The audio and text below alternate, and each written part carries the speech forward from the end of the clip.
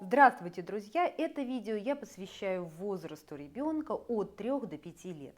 Немного ранее я уже говорила, что в период от рождения до 8 месяцев главная задача родителей – это обеспечить удовлетворение основных потребностей ребенка в любви, в заботе, ласке, в питании, в тепле и так далее.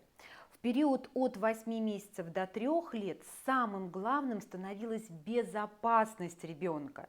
Мы должны были бы обеспечить безопасную среду и постоянно находиться рядом с малышом для того, чтобы он смог, с одной стороны, сепарироваться от нас, то есть отделиться, разорвать симбиотическую связь с мамой, а с другой стороны, осознать себя как отдельную личность, то есть индивидуализироваться. Период сепарации и индивидуации заканчивается около 3 лет. И здесь очень важная поправочка. Любые психические процессы, любые новообразования в психике происходят очень медленно и постепенно. Когда затухает какая-то одна фаза, начинает нарастать другая фаза. Поэтому любые даты, возраст, какие-то точки отправные, они в психике очень и очень размыты. Да, примерно около 3 лет ребенок начинает заявлять о себе «я сам». И начинается пора очень интересной в жизни ребенка, пора познания мира. Причем познание не просто предметного мира, да, но и мира людей. И самое главное – познание себя для этого мира. В этот период дети становятся маленькими философами.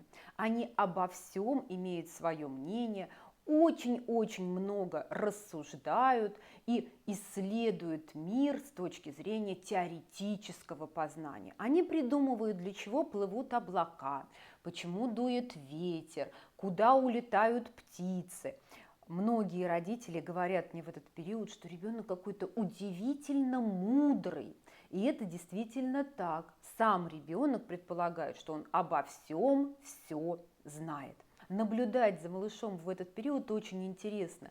Он постепенно, шаг за шагом осваивает этот новый для себя мир, и теперь мир его интересует во всем его многообразии и взаимодействии с другими людьми. Малыш потихоньку отходит от мамы все дальше и дальше. Теперь он уже может с удовольствием играть на детской площадке с другими ребятами. Более того, он нуждается именно в том, чтобы играть в социуме. Играть одному и самостоятельно ему становится уже не так интересно. Если бы меня спросили, какие 3 вещи необходимо сделать родителям в этот период, я бы назвала 3 слова. Самостоятельность, это очень важно, самооценка и позитивный настрой, такая уверенность в том, что все будет хорошо. Итак, в чем же выражается самостоятельность? Всего одно правило. Никогда не делайте за ребенка того, что он может сделать сам. Самостоятельность – это очень важная часть развития личности. Чем больше я могу делать сам, тем более уверенное у меня поведение в себе, тем выше моя самооценка. Я могу, мне это по плечу, я сам, уйди, я сделаю. Многие родители грешат тем, что за ребенка в этот период делают очень многие вещи. Не надо этого делать, пожалуйста. Лучше потратьте на то, чтобы научить ребенка завязывать шнурочки, самостоятельно есть, заправлять свою кроватку. И совсем скоро вам уже не придется это делать. Он сам все это будет делать, потому что ему будет нравиться это делать. Вообще ребенок в период от 3 до 5 лет часто стремится показать вам, что он готов приходить к вам на помощь, он готов к деятельности. Но взрослые тормозят эту деятельность, потому что сами они сделают быстрее, сами они сделают качественнее, сами они сделают лучше. И тогда через несколько лет мама уже задается вопросом: ну почему же мне никто не помогает, почему же я здесь все одна? Да очень просто, потому что когда-то, когда малыш проявил желание что-то делать сам, вы сказали: нет, подожди, потом еще сделаешь. Итак, правило номер 1. Никогда не делайте за ребенка того, что он может сделать уже сам. И да, тратьте время на то, чтобы учить его самостоятельности. Самостоятельные дети очень сильно выделяются среди своих сверстников в детском саду и в школе. И когда один малыш сидит и сам, да, надевает ботиночки, надевает курточку, а другой сидит, расставив ручки и ножки, и говорит: «Оденьте меня», тут уже сразу видно, где кто как из родителей поработал. И, конечно, тот, кто умеет одеваться сам, а еще и начинает одевать на других ребят, там шапки помогают завязывать, эти дети пользуются огромной популярностью. Так, шаг первый – самостоятельность. Шаг второй – очень-очень важный шаг. Это самооценка. Именно в этот период родители закладывают в сознание ребенка базу самооценки, то есть «а какой ты?». И уже, знаете, во взрослом возрасте, когда мы работаем с нарушениями самооценки, чаще всего это бывает заниженная самооценка, хотя иногда встречается и завышенная, оказывается, что у нашей самооценки есть такая особенность, она формируется вот именно в этот период, в возрасте от 3 до 6 лет, когда мама с папой либо навешивают на нас какие-то ярлыки и дают нам очень много негативных оценок, ну, например, неуклюжий, растяпа, руки-крюки, грязнуля, ну и так далее и тому подобное. Иногда они, не подумав даже, да, что-то говорят занятно. Он застенчив, он у нас трусливый, не обращайте внимания, дайте ему освоиться. И все, и ребенок, ну и все, я застенчивый, стеснительный, да, трусливый, мне, в общем-то, теперь я знаю все про себя.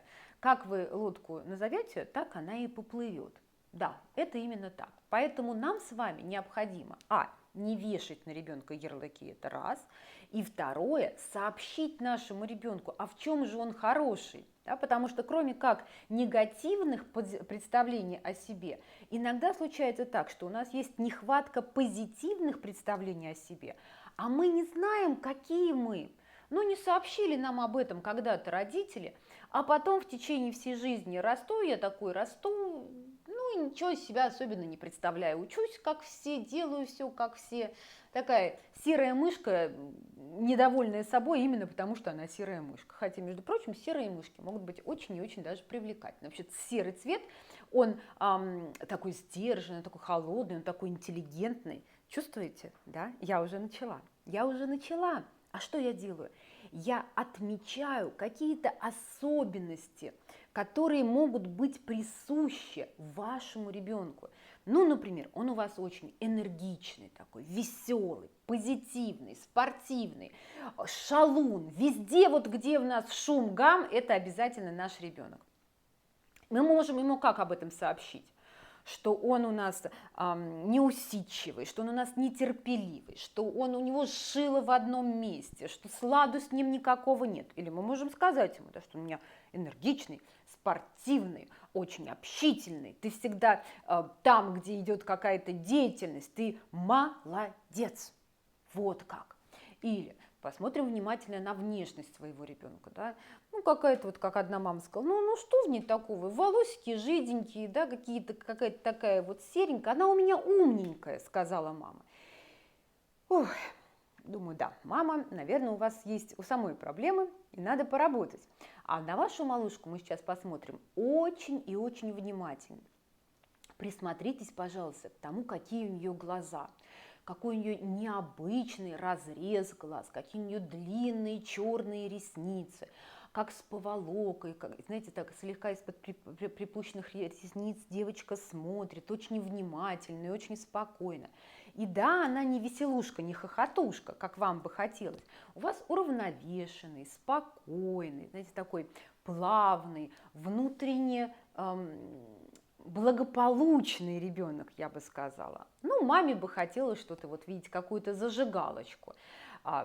Не надо обрушивать на своего ребенка свои собственные ожидания. Присмотритесь к нему.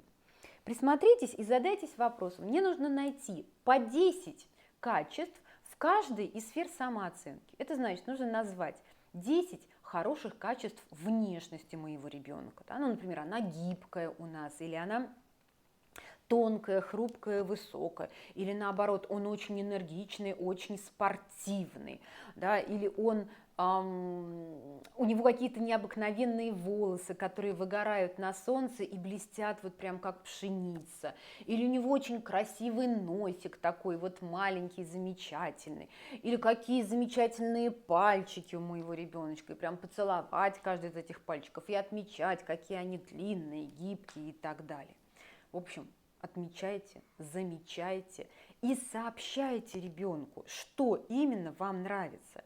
И если вы маленькой подрастающей девочке будете говорить, какие у нее замечательные густые волосы, как ей идет этот цвет, как он переливается на солнце, как ей замечательно идет эта прическа, то шансов на то, что уже выросший подросток перекрасится в зеленый цвет и сделает себе ежик, у вас будет намного меньше, потому что ребенок будет знать, что эта часть ее внешности красива, и причем красиво как-то по-особенному. Итак, по внешности прошлись. Давайте пройдемся теперь по интеллекту. Да? Что такое интеллект? Это у нас когнитивные способности, это у нас и интеллект, да? Как, например, как хорошо ты запоминаешь стихи, или как у тебя прекрасно получается считать, или какая у тебя удивительная память. Я забыла о том, что мы увидели, а ты вот так вот вспомнил. Или как ты интересно рассуждаешь, какие интересные вопросы ты умеешь задавать. Как же замечательно ты слушаешь сказки. Все сказки помнишь наизусть. Сообщайте ребенку и об этих качествах. Возможно, ваш ребенок талантлив в художественном плане, да, он замечательно рисует. Кто-то из детей прекрасно танцует, кто-то из детей, не знаю, рано встает на коньки и уже прекрасно держится на катке. В общем, ищите, сообщайте об этом ребенку, чтобы он знал, это я могу, а дальше я умею. Это следующее качество в достижении ребенка, которое непосредственно связано с первым, о чем я говорила, да, с самостоятельностью. Чем больше я пробовал, чем больше я могу, чем больше я умею, тем сильнее я уверен в себе. Поэтому очень важно давать ребенку возможность делать даже те вещи, которые он априори сделать не сможет. Да, он не сможет хорошо помыть посуду, но дайте вы ему эту губку и дайте возможность немножко повозить ею по тарелке.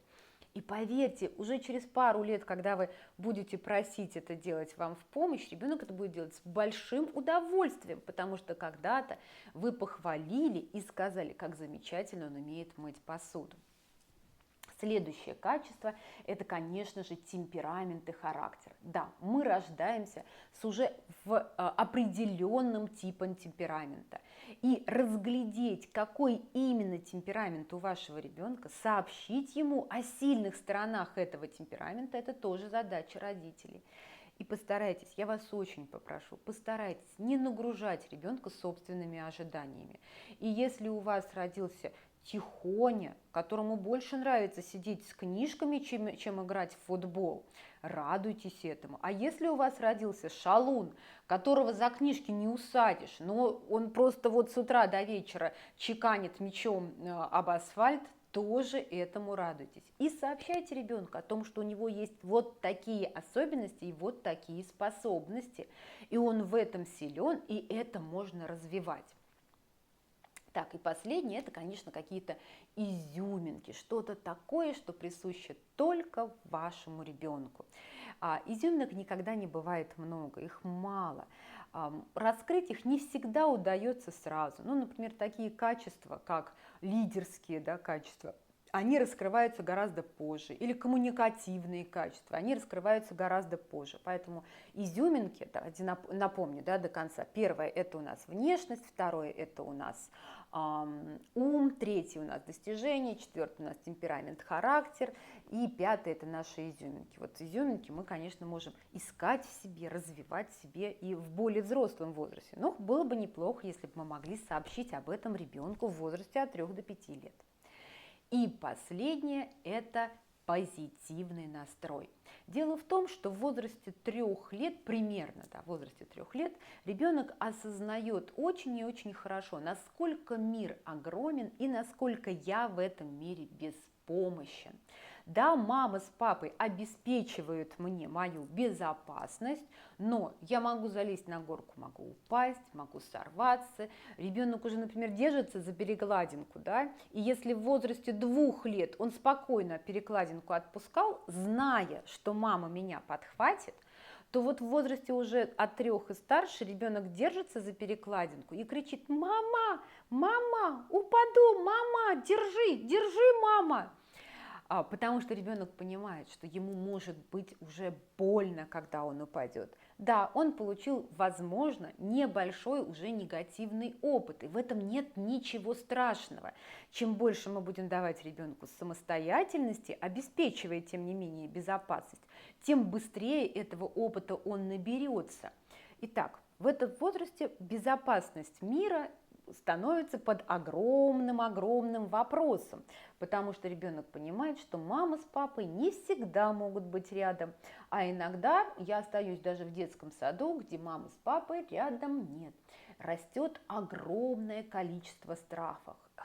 Этот период, кстати, еще характеризуется прям мощным потоком детских страхов. У нас приходят ночные страхи, страхи засыпания, страхи одиночества, страхи темноты и так далее и тому подобное. И все это связано именно с тем, что ребенок осознает, что весь мир полон опасностей. И здесь очень важно, чем более тревожна мама, чем более тревожно себя ведет бабушка, папа или еще кто-то, тем мир кажется ребенку более опасным. А чем больше мама демонстрирует позитивный настрой, чем больше папа рассказывает о том, что ничего страшного, мы сможем это преодолеть, я рядом, подойдешь к взрослому, сделаешь так-то, чем больше мы даем уверенности своему ребенку, да, придаем это через себя, тем более уверенным он себя чувствует. И поэтому мне не очень нравится, когда родители, например, оставляют ребенка с тревожной бабушкой, ну, потому что 3 годика, надо уже маме выходить на работу, все понятно, у многих из нас финансовая необходимость, даже раньше выйти. И вот здесь вот как раз кроется очень большая опасность, потому что бабушка чувствует невероятную гиперответственность. Я вам признаюсь честно, бабушка не так сильно волновалась, когда воспитывала вас в качестве мамы. Сейчас, воспитывая внука, оставшись с ним один на один, она переживает намного сильнее, потому что это внук. Да, это сын моего сына, или это там невестка мне дочку оставила, ну, внучку оставила и так далее. Гиперответственность бабушки рождает гипертревожность, и бабушки стараются максимально обезопасить внука, максимально лишить его самостоятельности, сообщают ему огромное количество негативных представлений о мире. Так хочется, чтобы бабушка была спокойна, уравновешена и не очень сильно заморачивалась воспитанием, но такое случается редко. Поэтому, если бы меня спросили, да, оставлять ребенка с очень тревожной, гиперопекающей бабушкой, которая собирается за вашим внуком, за своим внуком, за вашим ребенком носить портфель до 7 класса, или отдать своего ребенка в детский сад, а бабушка, например, ну там после дневного сна бы пошла его забрала, я бы сказала: ребят, отдавайте в детский сад. Потому что наши иногда гипертревожные бабушки формируют неправильные представления об окружающем мире, и начинает наш ребенок расти с еще большим количеством страха. А молодые, позитивные, заряженные на познание мира, на драйв родители, они продолжают жить какой-то своей жизнью, ну, тут же ребенок под присмотром, да, не понимая иногда, что именно их драйв, именно их позитивный заряд нужны ребенку гораздо больше, чем гиперопека бабушки. Да, и это основная ошибка, которую могут сделать родители. Так, давайте подведу итог. Что необходимо ребенку? Необходимо ребенку в этот период развивать самостоятельность, придерживайтесь правила. Я не буду делать за ребенка ничего из того, что он может сделать сам. И я буду постоянно учить ребенка каким-то новым вещам, даже если это потребует от меня времени. Второе. это сообщить ребенку о том, какой он, и сформировать у него хорошую самооценку, адекватную, сообщить ему о присущих именно ему индивидуальных качествах. И третье – это сформировать позитивный настрой на мир, на познание этого мира. А сформировать этот позитивный настрой можно, находясь рядом с ребенком и утешая его в тех ситуациях, когда у нас какая-то ситуация опасности, например, да, вот там вот у нас грохот какой-то раздался, наверное, это лопнула шина или шарик лопнул, ничего страшного, да, ой, а здесь у нас быстро-быстро проехала машина скорой помощи, она спешит кому-то на помощь, кто-то болеет. Да, наверное, кто-то болеет, но ничего страшного, врачи обязательно вылечат, и все будет хорошо. Мама, ночью так темно, не уходи, пожалуйста. Солнышко, я с тобой сейчас посижу и расскажу тебе сказку о том, что ночь очень-очень-очень соскучилась и устала и мечтает подарить тебе чудесный ночной сон. Он будет разноцветным и очень-очень красивым. Мама, а ты всегда будешь рядом? Ты никуда не уйдешь? Солнышко, я, конечно же, всегда-всегда буду рядом с тобой. Я иногда буду уходить на работу, но я обязательно буду возвращаться. А вечером мы с тобой будем сидеть, вместе читать сказки, слепим нового снеговика или сочиним письмо нашей бабушке. Вот позитивный такой хороший настрой. Тогда малыш наш будет расти самостоятельным, уверенным в себе и готовым к тому, чтобы дальше узнавать этот мир, не бояться его узнавать и смотреть на него такими широко-широко открытыми глазами. Дорогие друзья, мне очень важны ваши комментарии, ваша обратная связь. Какие темы было бы интересно вам обсудить? Задавайте, пожалуйста, вопросы. Я буду делать видео специально, основываясь на ваших вопросах. До свидания.